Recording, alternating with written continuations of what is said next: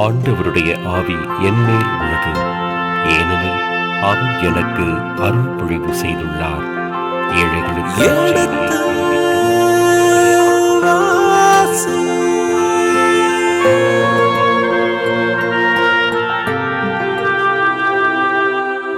எடுத்து வாசி.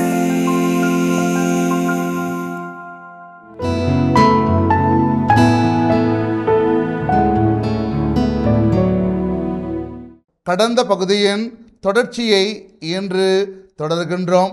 வாருங்கள், இந்த நிகழ்ச்சியை நமக்காக விளக்கங்களோடு தெளிவுபடுத்த இருக்கின்றவர் தந்தை ரேமன் ஜோசப் அவர்களை வரவேற்போம். வணக்கம் தந்தையே. வணக்கம்.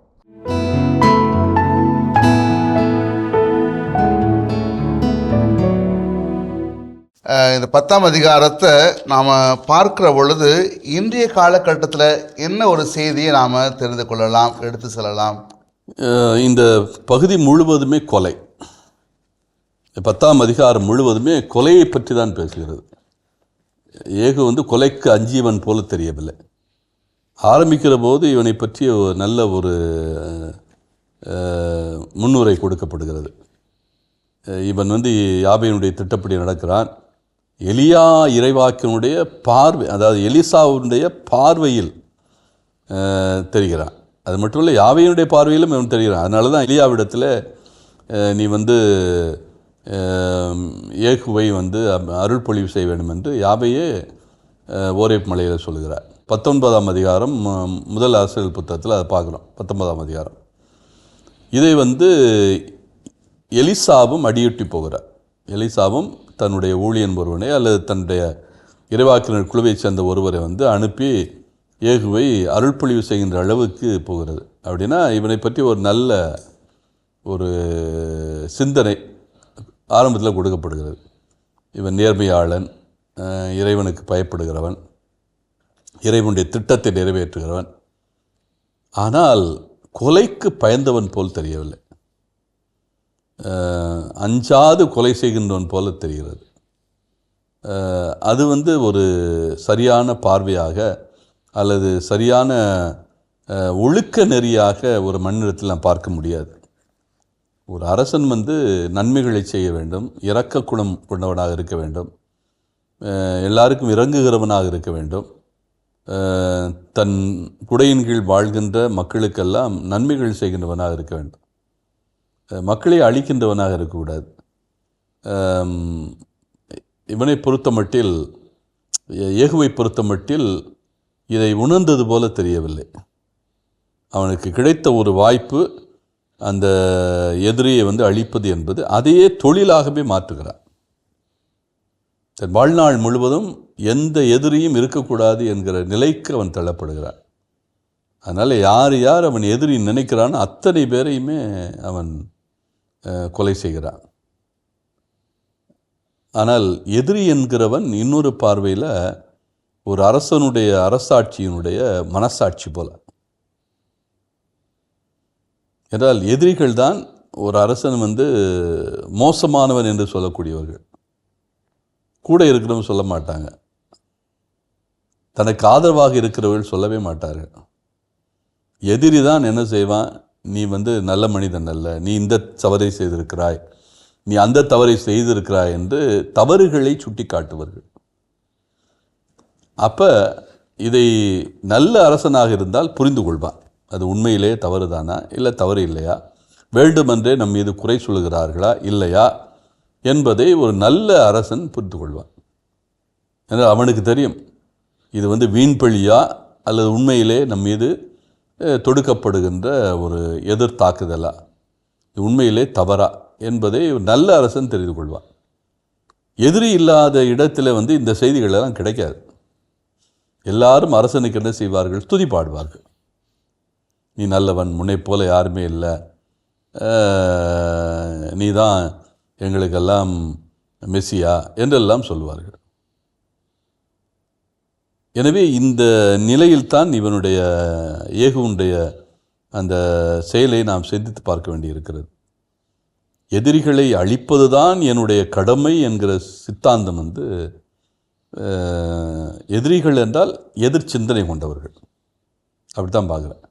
அதாவது என்னுடைய சிந்தனை ஒன்று இருக்கிறான், அதற்கு எதிரான ஒரு சிந்தனையை கொண்டு வருகிறவர்கள்.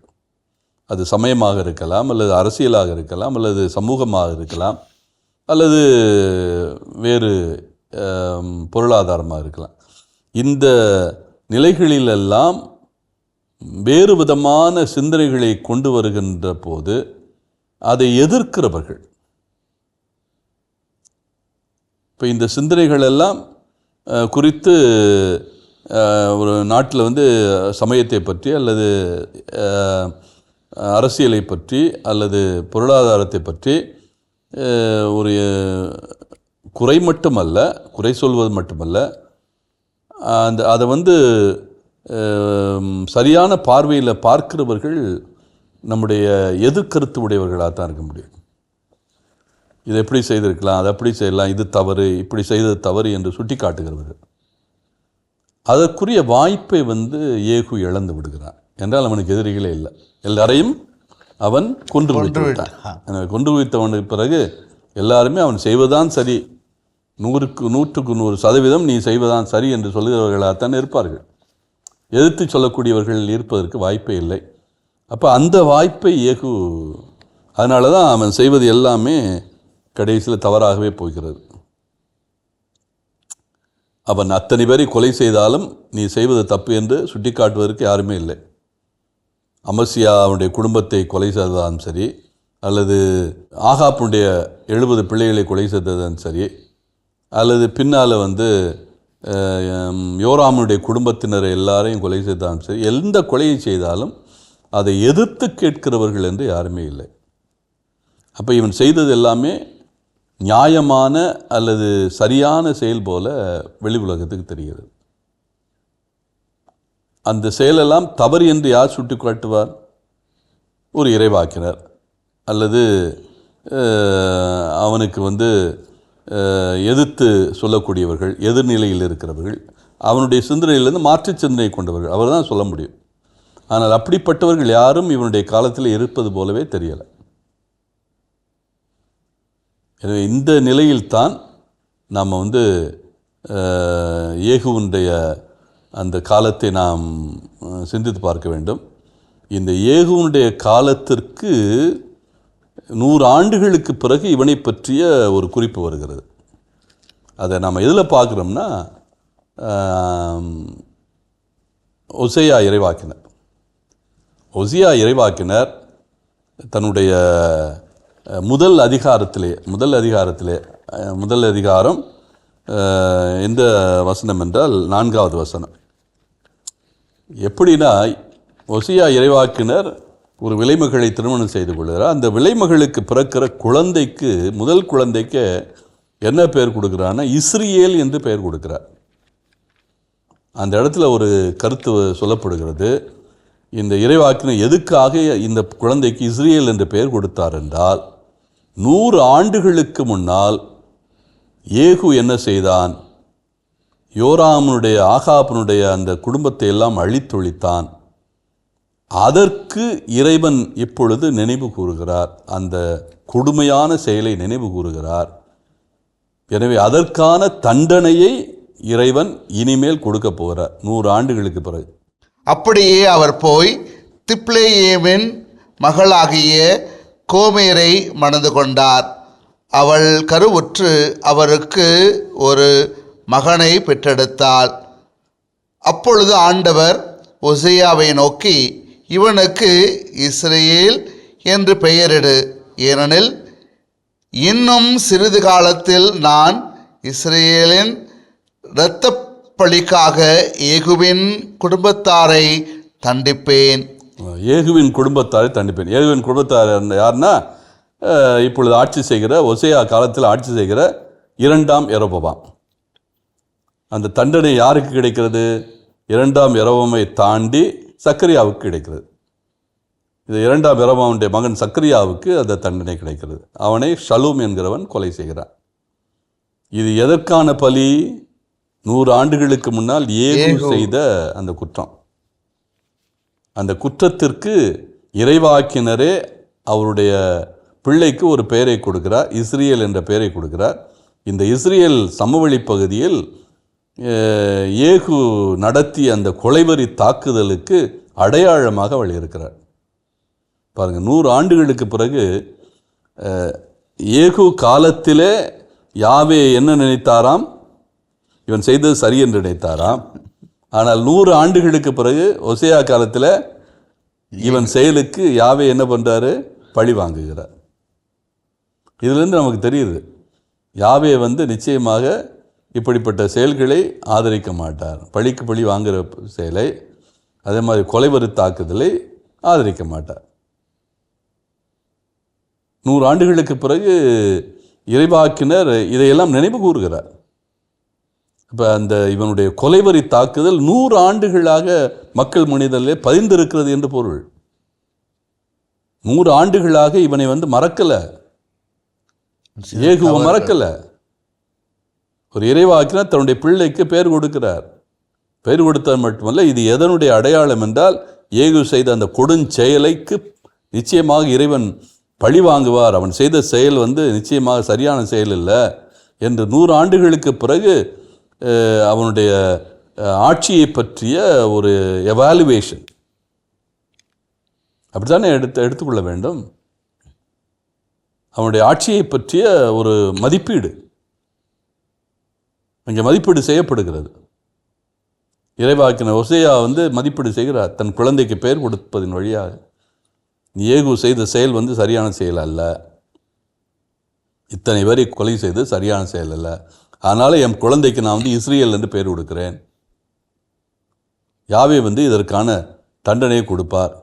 இப்போ உன்னுடைய தலைமுறை தான் ஆட்சி செய்து 2ஆம் யெரொபெயாம் ஆட்சி செய்கிறான். அதுக்கு பிறகு அவனுடைய மகன், இது நீண்ட காலமாக 45 ஆண்டுகளாக இருந்தாலும் சரி, நிச்சயமாக அவனுடைய மகன் ஆட்சி செய்வான். அவன் காலத்தில் அதோடு உங்களுடைய ஆட்சி முடியும், உங்களுடைய தலைமுறை முடியும். அந்த அடிப்படையில் தான் நாம் இந்த பகுதியை பார்க்க வேண்டும். அழிவு என்பது இறைவனுடைய திட்டம் அல்ல, இது மனிதனுடைய சிந்தனையில் உருவாகின்ற ஒரு சிந்தனை. பல நேரங்களில் அவன் என்ன பண்ணுறான்? தன்னுடைய அழிவு சிந்தனைகளை யாருடைய பார்வையில் கொண்டாந்து விட்றான்? யாவையுடைய பார்வையில். ஆனால் யாவை நன்மையை தவிர தீமையை செய்கிறவல்ல. தீமையை ஒருவேளை அனுமதிக்கலாம், ஆனால் தீமையை அனுமதித்தாலும் தீமையை வெல்வதற்குரிய ஆற்றலை மனிதனுக்கு அவர் தரவல்லவர். அப்படி தான் நம்ம பார்க்க வேண்டும். நன்றி தந்தையே. இந்த 10வது அதிகாரத்தில் எவ்வாறு ஏகு அரசன் தான் கொலைவெறி பிடித்தவனாய் இருந்திருக்கின்ற வேளையில் அதனுடைய தாக்கம் அடுத்த பகுதி ஒசேயா புத்தகத்தில் இறைவாக்கினர் இதை பற்றி எடுத்து எம்புகிறார். எனவே அழகாக சொன்னீங்க, மிக்க நன்றி தந்தையே. அரசர்கள் 2ஆம் நூல் அதிகாரம் 10. ஆகாபிற்கு சமாரியாவில் 70 மைந்தர்கள் இருந்தனர். ஆனால் ஏகு சமாரியாவின் தலைவர்களுக்கும் இஸ்ரேலின் பெரியோர்களுக்கும் ஆகாபின் மைந்தர்களின் காப்பாளர்களுக்கும் எழுதி அனுப்பிய மடல் இதுவே. இம்மடல் உங்களை வந்தடைந்தவுடன் உங்கள் தலைவரின் மைந்தர்கள் உங்களோடு இருப்பதாலும் தேர்களும் குதிரைகளும் அரண்சூழ் நகரும் படைக்கலங்களும் உங்களிடம் இருப்பதாலும் உங்கள் தலைவரின் மைந்தர்களுள் சிறந்தவனும் தகுதியுடையவனுமான ஒருவனை தேர்ந்தெடுத்து அவனுடைய தந்தையின் அரியணையில் அமர்த்தி உங்கள் தலைவரின் குடும்பத்தை காப்பாற்ற போராடுங்கள்.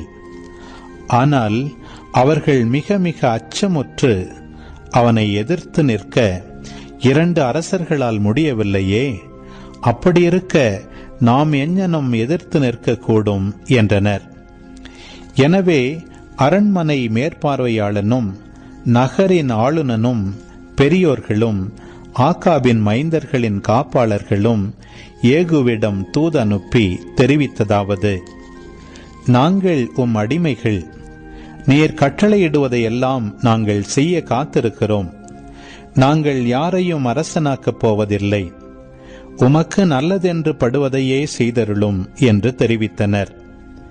அவன் மீண்டும் அவர்களுக்கு கீழ்க்கண்டவாறு மற்றொரு மடல் அனுப்பினான்: நீங்கள் எனக்கு கட்டுப்பட்டு எனக்கு கீழ்ப்படிய தயாராயிருந்தால் உங்கள் தலைவருடைய மைந்தர்களின் தலைகளை கொய்து நாளை இதே நேரத்தில் என்னிடம் இஸ்ரேலுக்கு கொண்டு வாருங்கள்.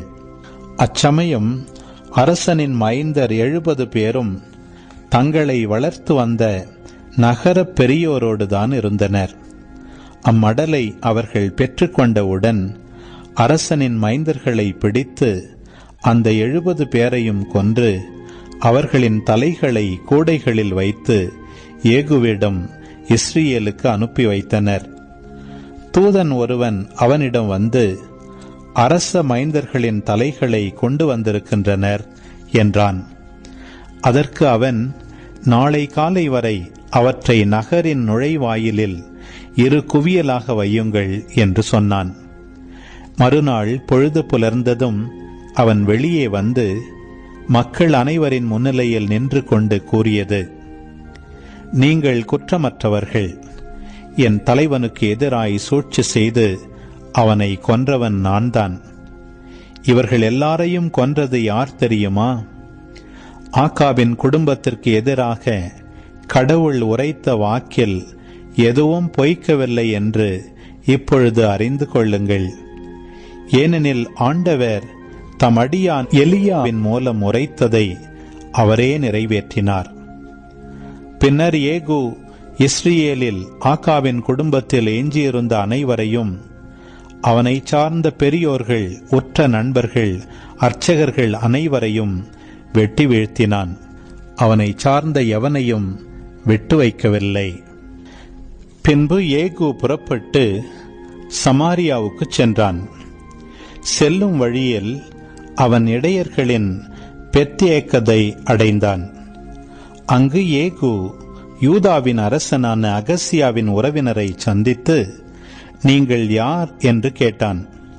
அவர்கள், நாங்கள் அகசியாவின் உறவினர், அரசரின் மைந்தர்களையும் பட்டத்தரசியின் மைந்தர்களையும் நலம் விசாரிக்க வந்துள்ளோம் என்று மறுமொழி கூறினர். அவன், இவர்களை உயிரோடு பிடியுங்கள் என்று கட்டளையிட அவன் ஆள்கள் அவர்களை பிடித்து பெத்யேக்கதில் இருந்த குழி அருகே வெட்டி வீழ்த்தினர். அவர்கள் 42 பேர். அவர்களுள் எவனையும் விட்டு வைக்கவில்லை. அவன் அங்கிருந்து புறப்பட்டு போகும்போது தன்னை சந்திக்க வந்து கொண்டிருந்த ரேகாபின் மகன் யோனத்தாபை கண்டு அவனுக்கு வாழ்த்துரைத்து கூறியது, என் இதயம் உன் இதயத்தோடு இருப்பது போல் உன் இதயமும் நட்புறவு கொண்டுள்ளதா என்று கேட்டான். அதற்கு யோனத்தாபு ஆம் என்று பதிலுரைத்தான். அப்படியானால் கை கொடு என்றான். அவன் கை கொடுக்க ஏகு அவனை தன்னோடு தேரில் ஏற்றி கொண்டான். மேலும் அவன் அவனை நோக்கி, நீ என்னோடு வந்து ஆண்டவர் மீது நான் கொண்டுள்ள ஆர்வத்தை பார் என்றான். இவ்வாறு அவன் அவனை தன்னோடு தேரில் பயணம் செய்யச் செய்தான். அவன் சமாரியாவுக்கு வந்தவுடன் எலியாவுக்கு உரைத்த ஆண்டவர் வாக்கின்படி ஆகாபின் குடும்பத்தவருள் அங்கு எஞ்சியிருந்த அனைவரையும் அழித்தொழித்தான். பிறகு ஏகு மக்கள் அனைவரையும் ஒன்று திரட்டி அவர்களை நோக்கி, பாகாலுக்கு ஆகாபு சிறிதளவு ஊழியமே செய்தான். ஏகுவாகிய நானோ பேரளவு ஊழியம் செய்ய போகிறேன். எனவே பாகாலின் வாக்குரைப்போர் அனைவரையும், அதற்கு ஊழியம் செய்யும் எல்லாரையும், அதன் அர்ச்சகர்கள் அனைவரையும் என்னிடம் அழைத்து வாருங்கள். அவர்களில் ஒருவரும் வர தவறக்கூடாது. ஏனெனில் நான் பாகாலுக்கு ஒரு மாபெரும் பலி செலுத்த வேண்டியிருக்கிறது. வராதவர் அனைவரும் உயிரிழப்பர் என்றான். பாகாலுக்கு ஊழியம் செய்வோரை ஒழித்து கட்டும் நோக்கிலேதான் இவ்வாறு ஏகு சூழ்ச்சி செய்தான். மேலும் ஏகு, பாகாலுக்கென்று ஒரு திருவிழா கொண்டாடுங்கள் என்று ஆணையிட்டு இஸ்ரேல் நாடெங்கும் ஆள்களை அனுப்பி பாகாலுக்கு ஊழியம் செய்தோர் அனைவரையும் வரவழைத்தான். அவர்களுள் எவனும் வர தவறவில்லை. அவர்கள் பாகாலின் கோவிலினுள் நுழைந்தனர். பாகாலின் கோவில் ஒரு முனை முதல் மறுமுனை வரை நிறைந்திருந்தது. அப்பொழுது ஏகு ஆடை பொறுப்பாளனிடம், பாகாலின் ஊழியர்கள் அனைவருக்கான ஆடைகளை எடுத்து வந்து கொடு என்றான். அவ்வாறே அவன் அவர்களுக்கான ஆடைகளை எடுத்து வந்து கொடுத்தான். பிறகு ஏகு ரேகாபின் மகன் யோனதாபுடன் பாகாலின் கோவிலினுள் நுழைந்தான். அவன் பாகால் ஊழியர்களை நோக்கி, உங்களிடையே ஆண்டவரின் அடியார்கள் யாராவது இருக்கிறார்களா என தேடி பாருங்கள். இங்கே பாகாலின் அடியார்கள் மட்டுமே இருக்க வேண்டும் என்றான். பிறகு அவர்கள் பலிப்பொருள்களையும் எரிபலிகளையும் செலுத்த உள்ளே நுழைந்தார்கள். ஆனால் ஏகு 80 காவலரை வெளியே நிறுத்தி வைத்து, உங்கள் கையில் அளிக்கப் போகிற ஆள்களில் எவனையாவது நீங்கள் தப்பியோட விட்டால் அவனுக்கு பதிலாக உங்கள் உயிரை இழப்பீர்கள் என்று கூறியிருந்தான். எரிபலி முடிந்தவுடன் ஏகு காவலர்களையும் படைத்தலைவர்களையும் நோக்கி, நீங்கள் உள்ளே சென்று அவர்களில் ஒருவனும் தப்பி ஓடிவிடாமல் எல்லாரையும் வெட்டி வீழ்த்துங்கள் என்றான். அதன்படியே காவலர்களும் படைத்தலைவர்களும் அவர்களை வாளுக்கு இரையாக்கி அவர்களுடைய பிணங்களை வெளியே எறிந்த பின் பாகால் கோவிலின் உள்ளறைக்கு சென்றனர். அவர்கள் அங்கிருந்த பாகாலின் சிலை தூண்களை வெளியே கொண்டு வந்து எரித்து போட்டனர். இவ்வாறு பாகாலின் சிலை தூண்களை எரித்து பாகாலின் கோவிலையும் இடித்து அவ்விடத்தை கழிவறையாக்கினர். இன்று வரை அப்படியேதான் பயன்பட்டு வருகிறது. இவ்வாறு ஏகு இஸ்ரேல் நாட்டினின்று பாகால் வழிபாட்டை அறவே ஒழித்தான்.